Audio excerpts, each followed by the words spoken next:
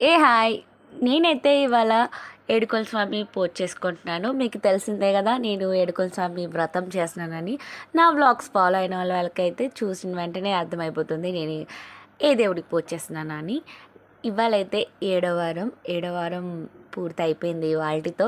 నేనైతే అస్సలు ఎక్స్పెక్ట్ చేయలేదు ఇన్ని వారాలు ఎంత బాగా చేసుకుంటానని. చాలా భయపడుతూ స్టార్ట్ చేశాను, కానీ చాలా అంటే చాలా బాగా జరిగింది.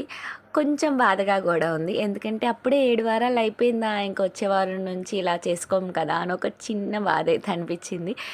ఎందుకో చాలా కనెక్ట్ అయ్యాను నేను. ఎందుకంటే నా పూజ పూర్తవడానికి నాకు 2 గంటలు పడుతుంది. నేను నార్మల్ పూజలాగా చెయ్యను, ఇది వ్రతంలా కదా. నేను ఒక యూట్యూబ్లో వీడియోస్ ఉంటాయి, చాలా అంటే చాలా వీడియోస్ ఉంటాయి, మీరు సెర్చ్ చేస్తే చాలా వీడియోస్ వస్తాయి. అందులో ఒక వీడియోలో ఒక పంతులు గారు బాగా చేస్తారు. ఆ వీడియో చూసి ఆ వీడియోలో చేసినట్టే నేను చేసుకుంటాను. ఆ వీడియోలో పూజా విధానం ఎలా చేయాలి, మీరు ముడుపు కట్టుకోవాలంటే ముడుపు ఎలా కట్టుకోవాలి అన్నీ చెప్తారు, బాగా క్లారిటీగా చెప్తారు, చాలా బాగుంటుంది. ఆ వీడియో చూసి నేను చేసుకుంటాను. ఆ వీడియో చూస్తూ చేస్తే మనకి మ్యాక్సిమం 2 గంటలు టైం పడుతుంది. ఎందుకంటే ఫస్ట్ వినాయకుడు పూజ చేసుకోవాలి, వినాయకుడు పూజ చేసుకున్న తర్వాత ఏడుకొండల స్వామి పూజ చేసుకోవాలి. ఫస్ట్ నేనైతే అన్నీ సదిరేసుకుంటాను. నేను ముడుపు కూడా కట్టుకున్నాను. ముడుపు చెల్లించాలి ఎక్కడ అనేది నెక్స్ట్ వ్లాగ్లో చెప్తాను.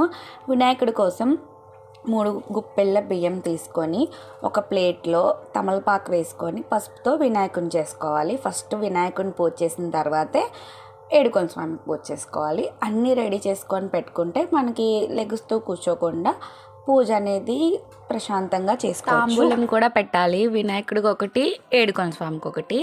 ఈరోజు మాత్రం నా దగ్గర వస్త్రం లేదు. వస్త్రం అంటే మీకు తెలిసే ఉంటుంది కదా, దూదికి అక్కడక్కడ మధ్యలో ఎర్రగా పసుపు కుంకుమతో బొట్లు పెట్టేసి ఉంటుంది వస్త్రం. అది ఎప్పుడు ఉంటుంది వారం. ఈ వారం అయిపోయింది, అందుకని నేనే తయారు చేసుకున్నాను. చాలా సింపుల్. నా పూజ అంతా అయిపోయింది. లాస్ట్లో దీపాలు వెలిగించిన తర్వాత ఏడుకొండల స్వామి స్టోరీ ఉంటుంది. స్టోరీ అయితే కంపల్సరీ వినండి. దేవుల్లో ఎవరు గొప్ప, ఈ పూజ ఫలితం ఎవరికి ఇవ్వాలనేదే స్టోరీ. ఈ పూజ చేసుకున్న వాళ్ళైతే కంపల్సరీ ఆ స్టోరీ వినాల్సిందే. నేనైతే వారం ఖచ్చితంగా వింటాను. నాకైతే 7 వారాలు అయిపోయింది, ఇంకొక వారం ఉంది. ఆ వారం అయితే చాలా బాగా చేసుకోవాలి, గట్టిగా చేసుకోవాలనుకుంటున్నాను. మరి అలా జరుగుతుందో ఏమో. నేను కోరుకున్న 2 కోరికల్లో ఒక కోరిక అయితే తీరిపోయింది, ఇంకొక కోరిక ఉంది. మరి తీరితే కంపల్సరీ చెప్తాను.